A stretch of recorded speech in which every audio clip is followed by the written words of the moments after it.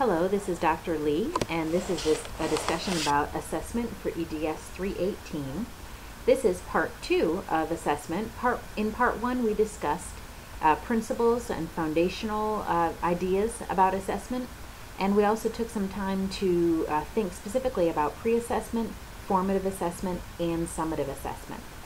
And today we're going to talk about alternative assessments, and then in a subsequent video, principles of grading. Now, before we talk about the alternative or non-traditional, let's just do a little review of those traditional assessments. They're often paper and pencil, and by that we mean that students usually use paper and pencil or pen or some writing instrument. But these are your classic tests, quizzes, where you sit down at a desk and you use sentences or matching, true, false, all of that. Variety of types of questions or items on those assessments, and usually all the points add up to 100, divided up by different categories. An essay is worth this much, matching section is worth this much, and this is considered objective. In other words, anybody who grades it should grade it the same as the next person, the next person, the next person, because except for the short answer and essay portions, there's usually only one right answer, and very little room for a teacher to be subjective. In other words, they might give different points for different things. So traditional assessments are objective. And that can be very good. It can be very straightforward, very clear to the students, very clear to the parents how they're being assessed. But the problem is, traditional assessments do not give us a full, complete picture of a student's understanding. They give us an idea of how well students can sit down and with paper and pencil, paper and pen, write down information. And that, we can't say that that's exactly what's in their mind. It could be that they understand the material more, but they just can't get it out on paper, or they're not a good writer, or they're in a bad mood that day. It also could be that they know less, really, that's on that test. And they might get an A or a B on that test, but really their knowledge was not that great. And that could be because the test wasn't difficult enough. That test really didn't measure the knowledge that it should have measured. Or possibly essays were graded too easily, that type of thing. So traditional assessments can be good, but they should not be the only thing that we look at. So then anything that is not traditional on paper and pencil is alternative or non-traditional assessments. And then another category of these is authentic. Authentic meaning real or valid assessments.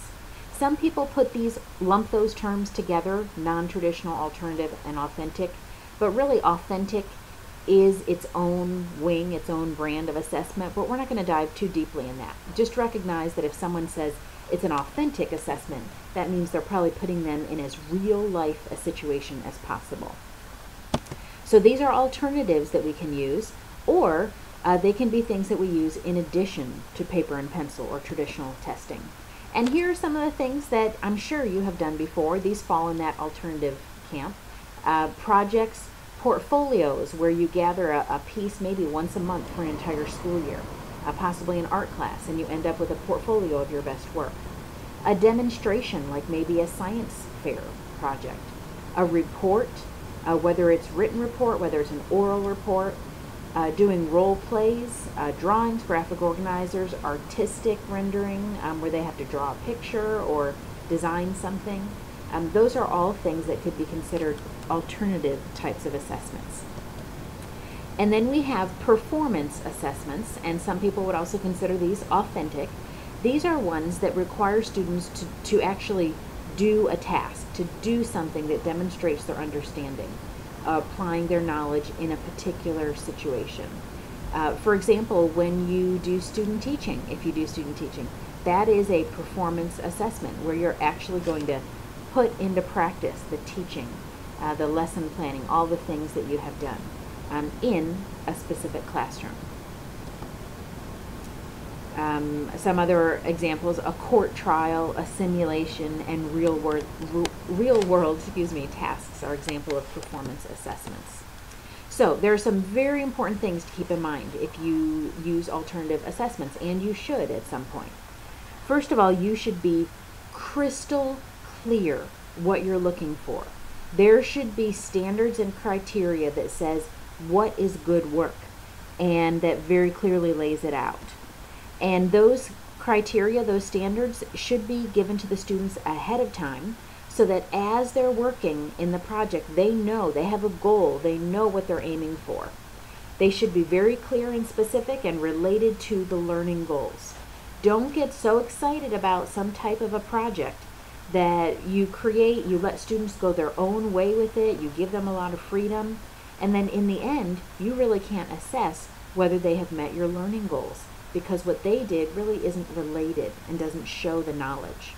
So alternative assessments have to be very carefully crafted so that they assess what they need, what needs to be assessed. Then you also need to plan how that alternative assessment is going to include higher level thinking. It should not be just all fact related. There should be some critical thinking, some analysis, synthesis, evaluation that goes into it. And that does not happen by accident.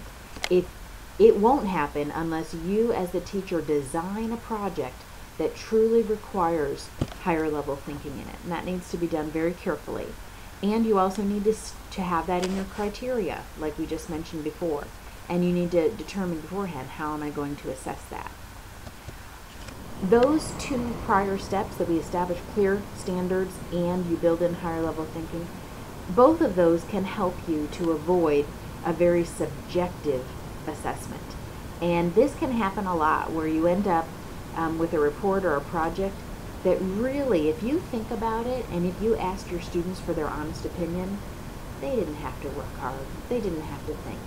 They just did something, turned it in, and you may or may not know whether they met the learning goals.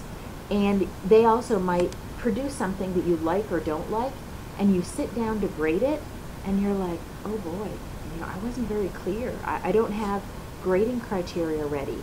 I feel like this is an F project I'm looking at, but I think I have to give them a B because I wasn't clear beforehand, or vice versa. So we have to be very careful about subjective things. In fact, you should create how you're going to grade something beforehand and practice with a couple of projects that you make, or maybe ones from last year or ones from another teacher, so that you can tell that what you're requiring of the students is right on track and that you will be able to grade it in an appropriate way. One of those ways that we often grade alternative assessments is through rubrics.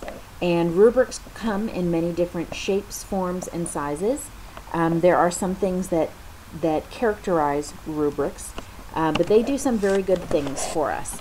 They help us to look at an alternative assessment that students turned in a much more objective way. The rubric might list 6 things that you're looking for. That might be on the left side. There are many ways to do this. And then along the top, you could describe what students would have to do to earn an A in each of those 6 areas, a B, C, or D.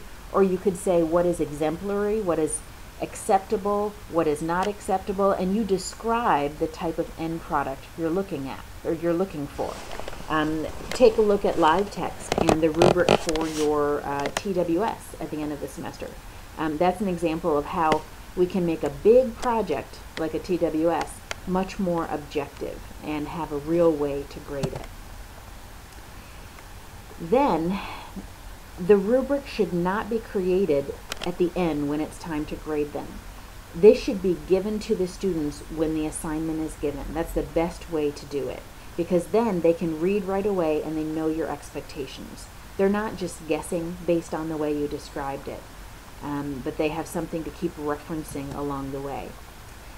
And let me just tell you that rubrics can be very complex. I've run into this many times myself.